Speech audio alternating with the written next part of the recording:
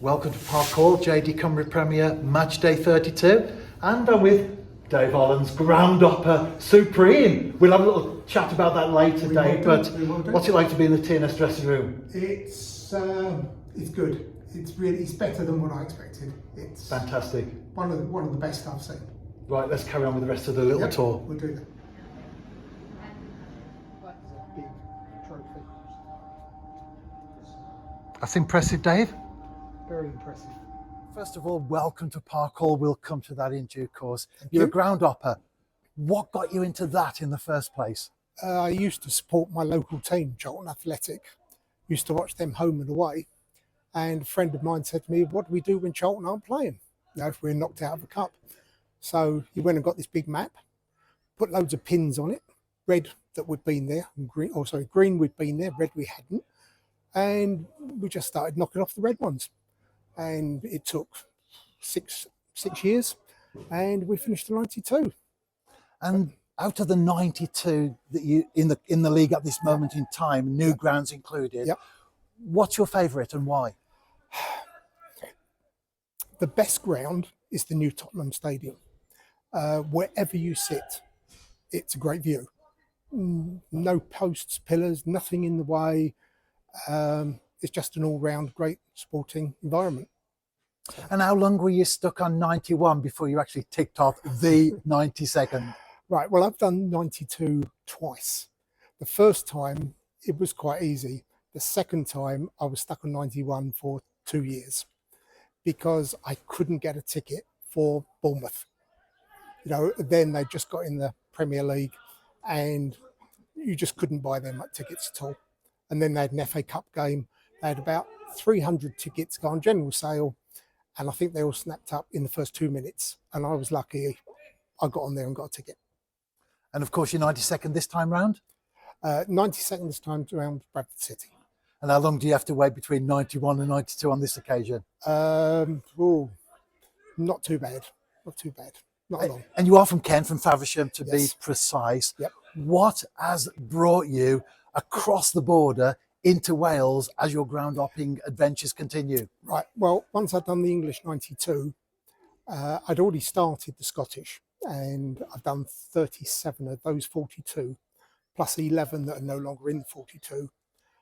I'd virtually finished the National League. I had just 4 or 5 left. So I wanted a new adventure. And it was either the Irish or the Welsh. And I thought the Irish, 2 nights away every game, can't swing that with the wife. I would do the Welsh. And I tried 2 or 3 and I got hooked. And the people are so friendly. I get shown around all the grounds, welcoming cup of tea as soon as I walk in. I've just loved it. So Park Hall is my 50th ground in 3 seasons. Well, I remember the first time we met, I think it was Pen y Bont, if I can remember correctly. Yes. What was your very first Welsh ground? Clanwick Major. It was the year they went on to win the league, but unfortunately they didn't get promoted into the Premier. But it was watching them, I realised that the grounds are not like the grounds in England. They're a bit more quirky, a bit something different about every single ground. And it was just going to 2 or 3 and I just got hooked. And I haven't looked back. I just love going to Wales. And when you've completed the top 3 tiers, do you think you could perhaps go to level 4 and 5 and beyond? Depending on where they are, because I don't drive. So everything is with public transport. And I'm finding even now some of the tier 3, or actually even some of the Premier like Bala, no train stations.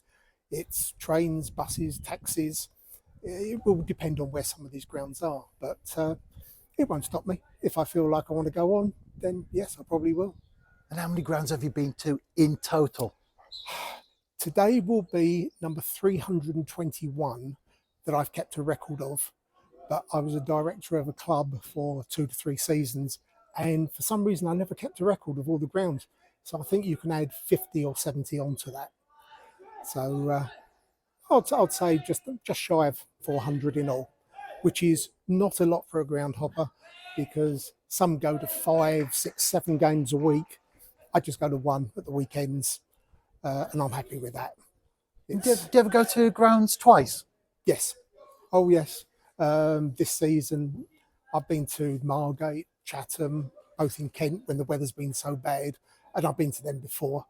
And I'm sure that when I'm in Wales in the future, if a game is called off, I'll just find another one that's close by. If I've been there, I've been there. It doesn't worry me. And of course, as we know, as far as groundhopper is concerned, there's no legal definition of visiting a ground, but some do have certain boxes that they have to tick. There must be a program, a pin badge, there must be a stand, etc. Do you have any of those rules and regulations in your own mind? Yes, I do get badges. I don't worry about the program.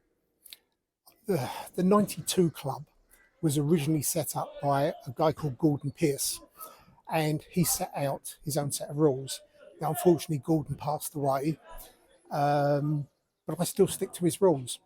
And that is, you go to a ground, at that ground, the home team must be playing. So it can't be a women's football match, it can't be an international, it can't be an under-14s game. It has to be a league game, a league cup, an FA Cup, something like that.